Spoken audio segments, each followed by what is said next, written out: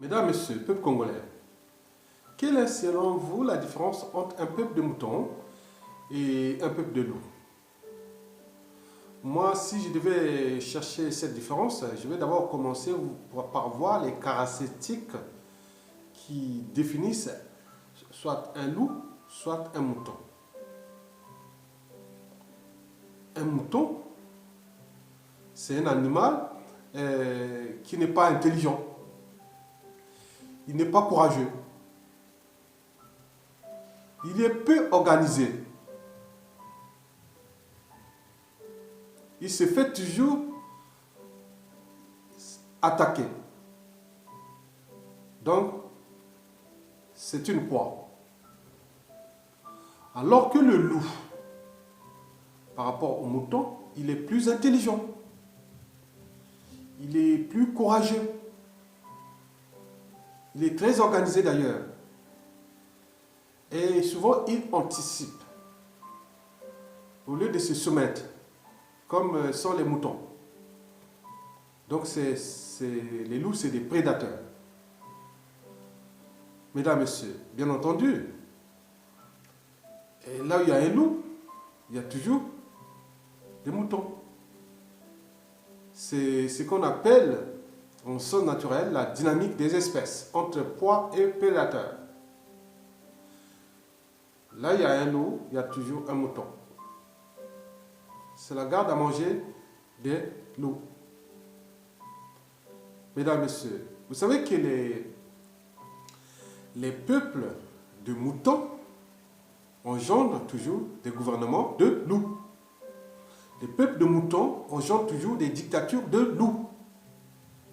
Les peuples de moutons engendrent toujours des pouvoirs de loups. Et vous l'avez bien compris. En tenant compte de cette dynamique des espèces. Et là, nous la définissons au niveau sociétal. Mesdames, Messieurs, bien entendu, bon, cette différence entre le loup et le mouton est au niveau moléculaire, c'est-à-dire génétique. Il y a l'expression de certains gènes qui sont liés, par exemple, à la motivation, au courage. Ah oui, hein?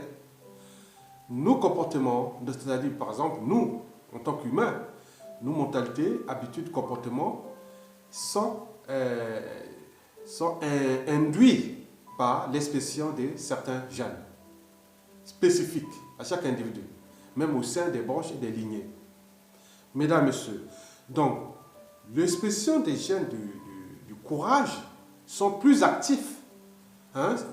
L'expression des gènes du courage est plus active chez le loup que chez le mouton. Donc, vous savez bien que à chaque fois que vous prenez une décision, elle part d'abord de l'expression des gènes. Ils produisent parfois des hormones et des hormones. On vous donne par exemple l'adrénaline, par exemple, et part d'abord l'expression des gènes qui sont liés au métabolisme des catécholamines. Bon, donc c'est tout ainsi qui arrive jusqu'à l'expression du comportement. Donc, vous l'aurez compris. Donc, nous ne sommes pas pareils. Il y a des différences génétiques, comme on voit dans la vie. Il y a des petits, il y a des grands, il y a des moches, il y a des laids, il y a des gens pas intelligents, il y a d'autres plus intelligents, il y a des costauds, il y a des maigres, et autres. Voilà. Donc ça, c'est, voilà, comme on voit de la biodiversité, que ce soit au niveau des plantes, des animaux, autres. Donc ça, c'est l'expression des gènes. Il me semble que dans la dynamique des espèces, les rapports entre loups et moutons, ça rentre dans ce cas de la prédation, la relation entre proie et prédateur. Donc, il me semble qu'il serait défini dans un cadre, dans un décor, voilà. S'il y a une intelligence qui l'a mis ça, bon ben, on peut chercher à comprendre par la suite dans les sciences de l'évolution, du créatinisme et de tout ce que vous connaissez, du darwinisme, de l'évolution. Bon, bien entendu. Bon, donc, si je devais définir un mouton, c'est une proie. Un loup, c'est un prédateur. Mesdames et messieurs, Donc, maintenant revenons sur la différence entre les peuples de loups et les peuples de moutons. Par exemple, si je vais prendre deux exemples simples. Je vais prendre le peuple congolais et le peuple, par exemple, de la Corée du Sud. Bon, il y a eu une situation qui s'est passée en Corée du Sud. Les Coréens ont tenu pendant peut-être 5 mois. Ils se sont indignés. Après, ils ont agi. Pendant 5 mois pour faire tomber leur président de la République qui, soi-disant, avait fait des affaires de corruption jusqu'à ce qu'il tombe. Ils n'ont pas lâché. On a pu voir ça aussi à d'autres peuples ici en Occident, ailleurs. Mais par exemple, en prenant le cas du Congo, le dictateur est là. Bon, tout le monde est là.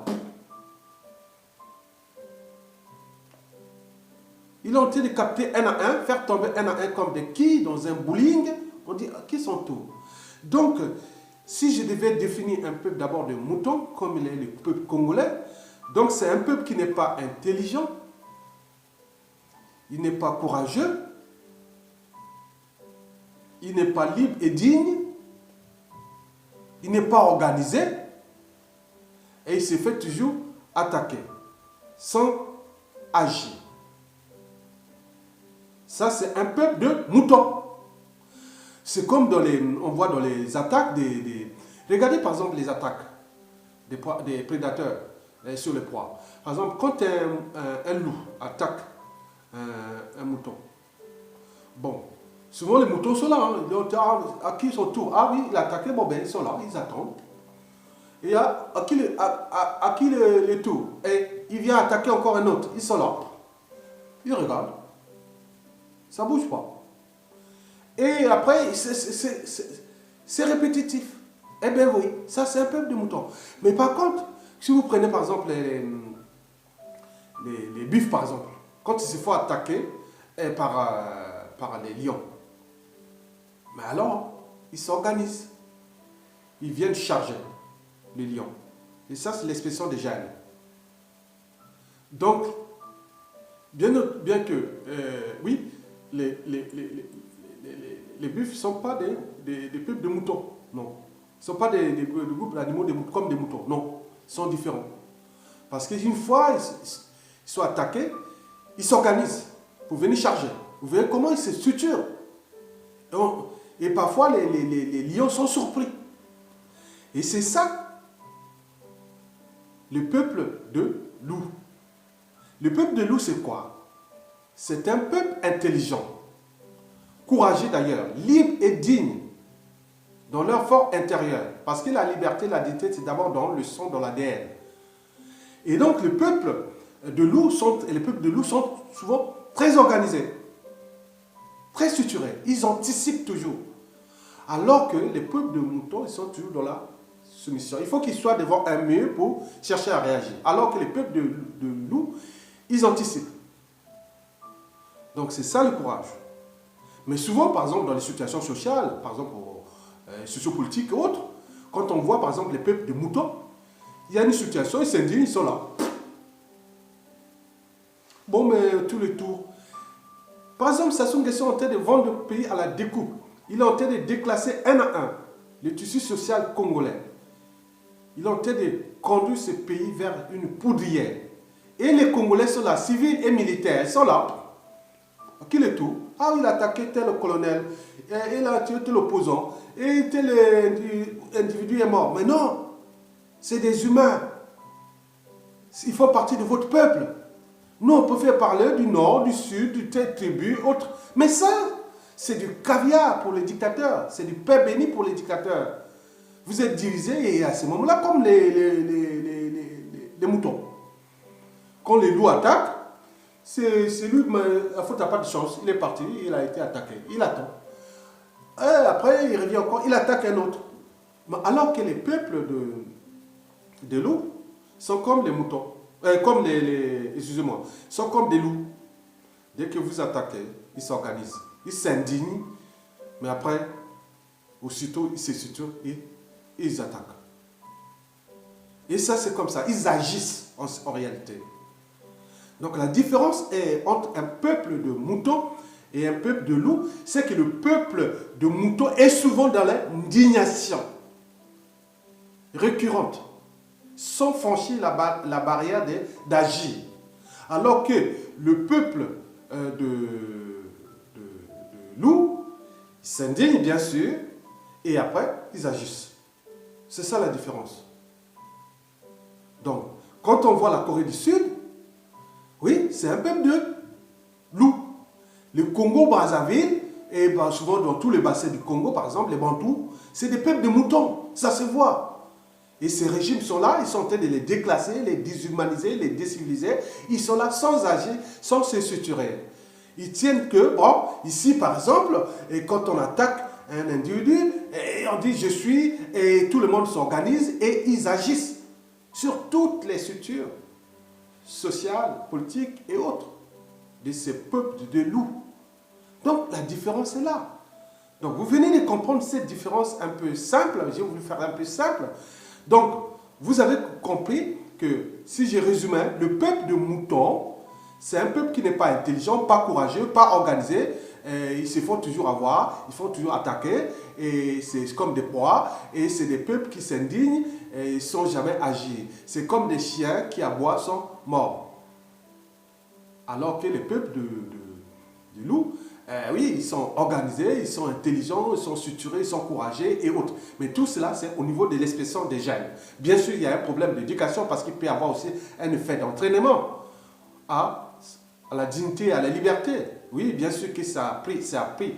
On apprend ça. C'est comme l'intelligence. L'intelligence est innée, l'instruction, ça s'apprend. Mais ici aussi, la liberté, la dignité et compagnie, le courage et autres, de se dire non et agir, et c'est comme un effet d'entraînement. Donc, on apprend depuis l'école, hein, le primaire, depuis le jeune âge, en passant par l'école primaire, collège, lycée, jusqu'à l'université, on apprend à l'individu les principes et les valeurs de la liberté, de la dignité, et du courage, hein, d'oser dire non et d'agir, les valeurs de la justice, et voilà, on ne se laisse pas faire, mais il y a des peuples là-bas, non. Et souvent, c'est ces peuples-là, souvent les peuples qui sont toujours en esclavage, c'est des peuples de moutons, comme l'est au Congo, dans la ville en ce moment. Donc nous sommes en situation de deux écosystèmes qui peut être représenté par un écosystème de loups ou de prédateurs et l'autre de proies ou de moutons. Donc il faut voir. Il n'y a que ça. Aujourd'hui, dans le monde entier, bon, on peut faire quelques différences avec les systèmes. Par exemple, les rapports entre le buffle et les lions, et le rapport entre oui, les loups et les moutons, et voilà. Donc on peut trouver des rapports entre proies et prédateurs, il y en a plein. Donc on peut définir différents peuples avec ça. Donc j'ai défini d'abord le peuple de loups et le peuple de moutons. Donc moi je vous définis que les Congolais sont des peuples de moutons. Sinon s'ils ne sont pas des peuples de moutons, au niveau civil et militaire, ils doivent agir pour sauver leur pays. Sinon que dalle. Donc à ce moment-là, voilà. Donc tous les observateurs sont en train de voir comment fonctionne un peuple de moutons. Et c'est ce que nous sommes en train de voir et de constater. Mesdames, Messieurs, je vous remercie. Et retenez bien ça, que la différence entre un peuple de moutons et un peuple de l'autre, parce que le peuple de moutons est toujours dans la soumission, il est toujours attaqué, et le peuple de loup, il agit, il attaque, il anticipe, et voilà. C'est pourquoi ils sont des peuples libres. Merci.